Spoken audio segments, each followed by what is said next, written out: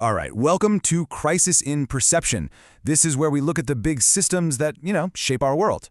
And today, we are tackling a huge one, healthcare. But not as a political football, we're going to look at it like a piece of architecture. We're actually going to look at the blueprints, using T.R. Reid's incredible book, The Healing of America, as our guide.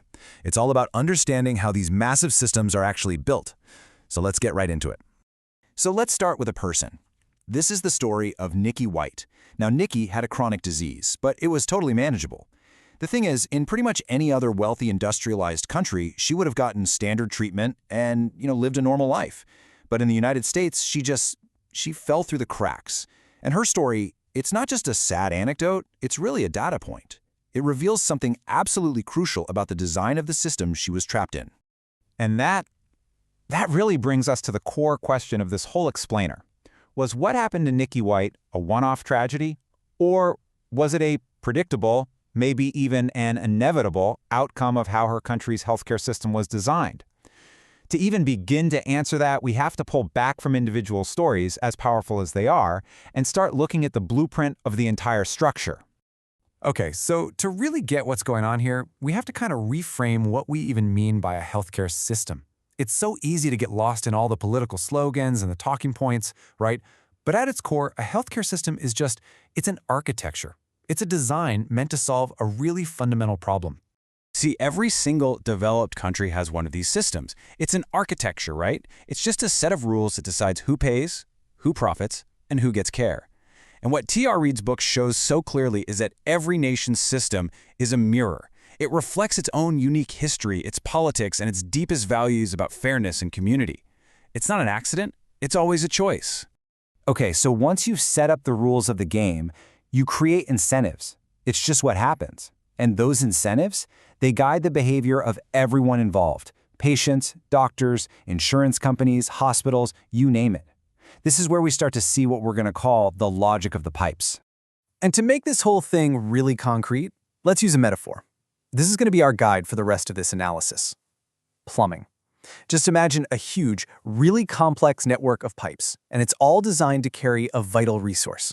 So in our metaphor, the pipes themselves, that's the insurance structures. The water flowing through them, that's the money and the resources. When the pressure builds up in the system, well, that's your rising costs. And where you have cracks or just missing connections between pipes, you get leaks, and those leaks are people. People like Nikki White, who fall right through the coverage gaps. The design of the plumbing, it determines absolutely everything. And you can see right here how different plumbing setups create totally different incentives, right? So in unified systems where you basically have one big buyer, you get this immense bargaining power, and that pushes prices way down. But in fragmented systems, the kind with hundreds of different insurance companies, the administrative costs just explode, and the incentives often end up rewarding more procedures, not necessarily better health outcomes. So here's the thing.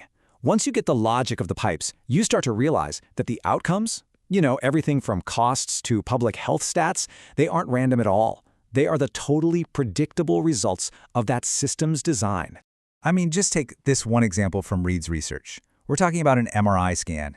Now, this price difference, it has nothing to do with the quality of the machine or how good the radiologist is. It is purely a function of the system's architecture. In Japan, which has a unified system, the price is negotiated way down. In the fragmented US system, well, it's just not. And I mean, just look at that. The visual contrast is staggering. It's the exact same technology, the same medical procedure, but the price is more than 10 times higher, for one simple reason. The plumbing is different. And this right here is a key reason for those kinds of outcomes. See, unlike most other developed nations that have basically picked one model for everybody, the US has all these different separate systems running at the same time. Reid calls it a crazy quilt, which is a great way to put it. You've got one set of pipes for seniors, another for veterans, another for the poor, and then hundreds more for working people. All that fragmentation, it's the source of just immense administrative cost and complexity. And the consequences aren't just financial, not by a long shot. This chart shows how these systemic design choices show up in really critical health outcomes. It's wild. Despite spending way more per person, the U.S. often sees worse results on key metrics, like infant mortality here, compared to countries with more unified systems. So this all begs a huge question, right? If a system is producing higher costs and worse outcomes, why on earth is it so incredibly hard to change? Why do these architectures stick around? Well, it turns out there are at least three really powerful forces that lock these systems in place. First, you've got embedded stakeholders, the companies that are profiting from the way things are. They obviously resist change. Second, political coalitions form to protect the status quo. And third, and this is a big one, these systems start to become reflections of a nation's core beliefs about what it owes its citizens. And this is the crucial point. This is the crisis in perception. The public debate just gets stuck at the surface level. We end up arguing about ideological labels like socialized medicine, while completely, totally ignoring the actual architecture, the plumbing that's running underneath it all. It's like we're all arguing about the temperature of the water without ever once looking at the pipes.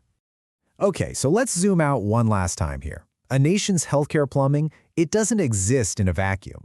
It's deeply, deeply interconnected with the entire social and economic grid of a country. Just think about it. When you tie health insurance to a job, like in the US, you fundamentally change the entire labor market. The way the system is funded directly impacts public finances and tax policy.